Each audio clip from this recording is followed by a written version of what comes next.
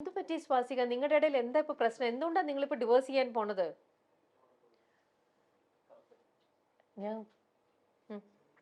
ഞാൻ കുറെ ആലോചിച്ചു ചേച്ചി. എന്ത് പറ്റി? പക്ഷെ എന്താ സംഭവം എന്ന് വെച്ച് കഴിഞ്ഞാൽ നമ്മൾ ഒരാളുടെ അടുത്ത് ഒരു ഭയങ്കരമായിട്ടൊരു അറ്റാച്ച്മെന്റ് കാണിക്കുന്നു, നമ്മളൊരു ഇഷ്ടം കാണിക്കുന്നു, നമ്മൾ അയാൾക്ക് ഒരു പ്രയോറിറ്റി കൊടുക്കുന്നു, അങ്ങനെ എല്ലാം ചെയ്തിട്ട് പോലും അതിന്റെ ഒരു അംശം പോലും നമുക്ക് തിരിച്ചു കിട്ടുന്നില്ല എന്ന് റിയലൈസ് ചെയ്യുമ്പോൾ അതൊരു പക്ഷെ നീ ഓവർ എക്സ്പെക്ട് ചെയ്തിട്ടായിരിക്കും സ്വാസിക. നീ വല്ലാണ്ട് എല്ലാം ഒരുപാട് ഡ്രമാറ്റിക് ആയിട്ട് സിനിമാറ്റിക് സ്റ്റൈലില്. അല്ല, അങ്ങനെയൊന്നുമല്ല. ഓവറായിട്ട് എക്സ്പെക്ടേഷൻ എന്ന് പറഞ്ഞാൽ ഭയങ്കരമായിട്ടുള്ള എക്സ്പെക്ടേഷൻ ഒന്നും എനിക്കില്ല. എൻ്റെ അടുത്ത് ഒരു ട്രൂത്ത്ഫുൾ ആയിട്ട് ഇരിക്കുക എന്നുള്ളത് മാത്രമേ ഉള്ളൂ. അതുപോലും ചെയ്യാൻ ആൾക്ക് പറ്റുന്നില്ല. അല്ലെങ്കിൽ നമ്മളൊരു അത്ര ബിസി ആയിട്ട് ഈ ലോകത്ത് ഒരാളും ഇല്ലല്ലോ. നമ്മളൊന്ന് സംസാരിക്കുമ്പോൾ അതൊന്ന് കൂടെ ഇരുന്ന് അതിനെ ഒന്ന് കേൾക്കുക, അല്ലെങ്കിൽ ഒന്ന് ആശ്വസിപ്പിക്കുക, അങ്ങനത്തെ ഒരു കാര്യമില്ലാതെ എപ്പോഴും ഇഗ്നോർ ചെയ്യുക, നീ അത് പറഞ്ഞത് ശരിയായില്ല, ഇത് പറഞ്ഞത് ശരിയില്ല, കുറ്റം കുറ്റം, അങ്ങനത്തെ ഒരു ആളുടെ കൂടെ എന്തിനാണ് നമ്മുടെ തുറന്ന് ലൈഫ്? സംസാരിക്കായിരുന്നില്ലേ പ്രേമിന്റെ അടുത്ത്? പ്രേമിന്റെ അടുത്ത് ഒന്ന് തുറന്ന് സംസാരിച്ച് എനിക്ക് ഇങ്ങനത്തേതാണ് വേണ്ടത്, എനിക്ക് ഇതാണ് ആവശ്യം. സംസാരിക്കാൻ പോലും ആളൊന്നും അടുത്ത് ഇരുന്ന് തരണ്ടേ? അടുത്ത് ഇരുന്ന് തരുന്നില്ല. നമ്മള് എന്താ പറയാ, ഒരു 5 മിനിറ്റ് നമുക്ക് വേണ്ടി ടൈം സ്പെൻഡ് ചെയ്യാൻ പറയുമ്പോൾ എനിക്ക് സമയമില്ല എന്ന് പറയുന്നു, എന്റെ വർക്ക് അങ്ങനെയാണെന്ന് പറയണു, എന്റെ വർക്ക് ഇങ്ങനെയാണെന്ന് പറയണു. അല്ലെങ്കിൽ ഇതൊരു വലിയൊരു ചർച്ചയാക്കണ്ട എന്ന് നമ്മൾ വിചാരിച്ച് നമ്മൾ മിണ്ടാതിരുന്നാലും എന്തിനാണ് നീ കരയുന്നേ, അല്ലെങ്കിൽ എന്താണ് നിന്റെ വിഷമം, അതൊന്ന് ചോദിക്കാം. അതും ബോധേഡല്ല. അപ്പൊ ഈ ഒരു വീട്ടിൽ ഞാനിങ്ങനെ ആർക്കും വേണ്ടാത്ത ഒരാളെ പോലെ ഇങ്ങനെ എന്താ നിന്റെ ഫൈനൽ ഡിസിഷൻ? ഡിസിഷൻ എന്ന് പറഞ്ഞു കഴിഞ്ഞാൽ അങ്ങനെ ഒരു ഡിവോഴ്സിലേക്ക് ഞാൻ ഒരിക്കലും അത് ആലോചിച്ചിട്ടില്ല.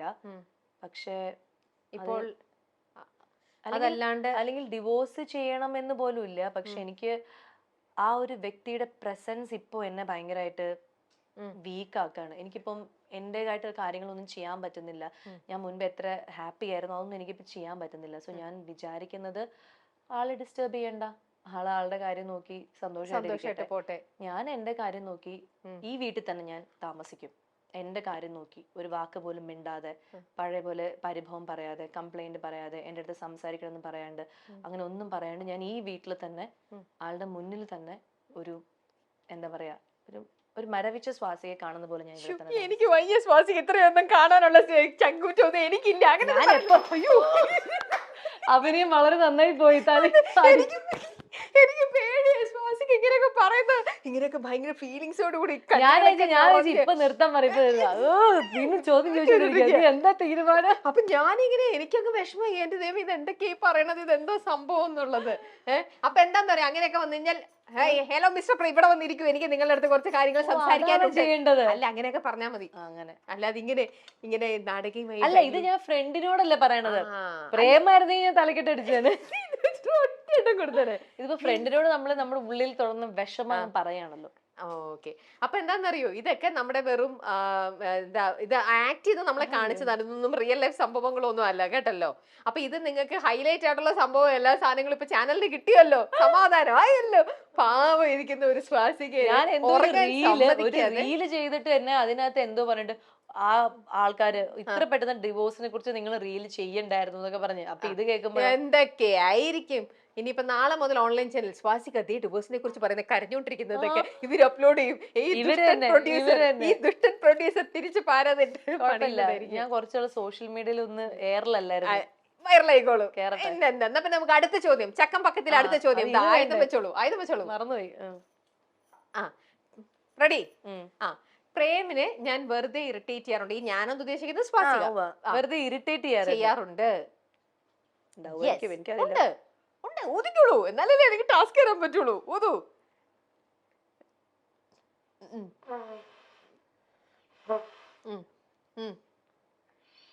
പോരാ, മതി. എന്താണ് ടാസ്ക് എന്ന് വെച്ചാല്, ഒരു ശോകമായിട്ടുള്ള ഒരു ഗാനം, അത് ഏതാണെന്ന് ഞാൻ പറയും. അത് നന്നായിട്ട് ചിരിച്ച് കളിച്ച് സന്തോഷത്തോടെ അത് അവതരിപ്പിക്കണം. ശോകമായിട്ടുള്ള ഗാനം ചിരിച്ച് അവതരിപ്പിക്കണം. പാടണം. പാടിക്കൊണ്ട് അഭിനയിച്ചോളൂ. ഏത് ശോകഗാനം ഇപ്പൊ തരിക? കടൽ കാറ്റിൻ നെഞ്ചിൽ പാടിയാലോ? കടൽ കാറ്റിൻ നെഞ്ചിൽ. വരി അറിയില്ലല്ലോ. അയ്യോ, കടൽ കാറ്റിൻ നെഞ്ചിൽ. എന്നാ കണ്ണീർ പൂ അറിയോ? കണ്ണീർ പൂവിന്റെ കവിളിൽ തലോടിയ, അതറിയാൻ തോന്നുന്നു. എന്നാ അത് പാടിക്കോളൂ. ഫുൾ ചിരിയായിരിക്കണം കേട്ടോ വരേണ്ടത്. അതൊന്നും വേണ്ട, ഇൻസ്ട്രുമെന്റ് ഒന്നും യൂസ് ചെയ്യണ്ട, പാടിയാ മതി.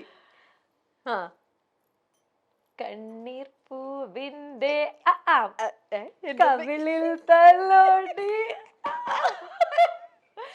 കണ്ണീർ പൂവിന്റെ കവിളിൽ തലോടി യോ യോ ആ യോ യോ ആ, കണ്ണീർ പൂവിന്റെ കവിളിൽ തലോടി ഈണം മുഴങ്ങും അല്ല അത് ഇത് അല്ലേ ഈണം മുഴങ്ങും പഴംപാട്ടിൽ മുങ്ങി മുങ്ങി മുങ്ങി ആര് ഈ മുങ്ങി ശ്വാസിക്കാൻ എടുത്ത് ടാസ്ക് കൊടുക്കാൻ തന്നെ ഞാനാണ് ചമ്മ എന്ത് കൊടുത്താലും അത് ഒടുക്കത്തെ പെർഫോമൻസോട് കൂടി അത് ഹിറ്റാക്കി കളയും. അപ്പൊ നമ്മുടെ ചക്കം പക്കത്തിലെ മൂന്നാമത്തെ ചോദ്യം.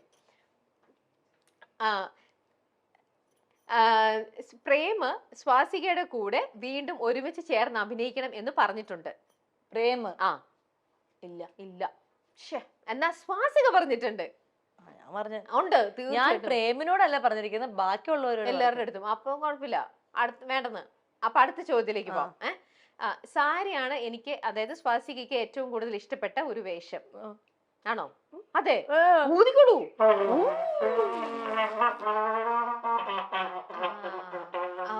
നാളെ നമുക്ക് മറ്റുള്ളവരുടെ കല്യാണത്തിന് എന്റർടൈൻമെന്റ് ഈ പരിപാടിക്ക് പോവാം കേട്ടോ. ഇപ്പൊ വന്നല്ലോ എന്തോ. അതെ.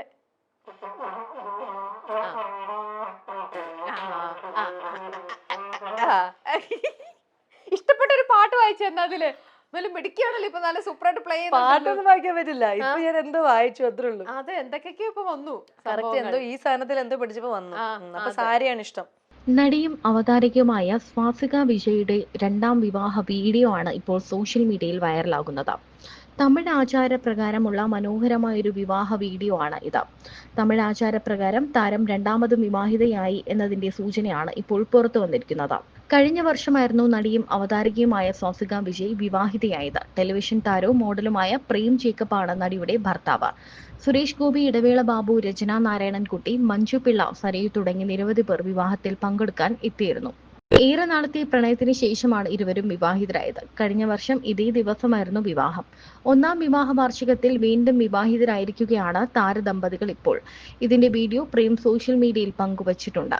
തമിഴ് ആചാരപ്രകാരമാണ് ചടങ്ങ് നടന്നത്. ഒരു വർഷം വളരെ പെട്ടെന്ന് കടന്നുപോയി. തമിഴ് ആചാരത്തിൽ വീണ്ടും വിവാഹിതരാകാൻ ഞങ്ങൾ തീരുമാനിച്ചു. ഇത് മനോഹരമാക്കി തീർത്ത എല്ലാവർക്കും നന്ദി.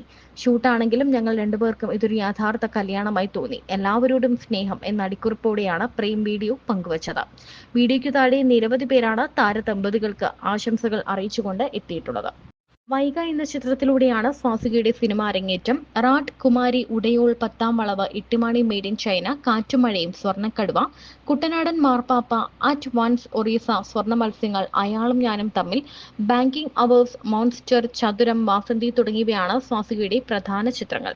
വിവേകാനന്ദൻ വൈറലാണ് സ്വാസികയുടെ ഒടുവിൽ റിലീസിനെത്തിയ ചിത്രം. കൂടാതെ സീരിയലുകളിലും അഭിനയിച്ചിട്ടുണ്ട്.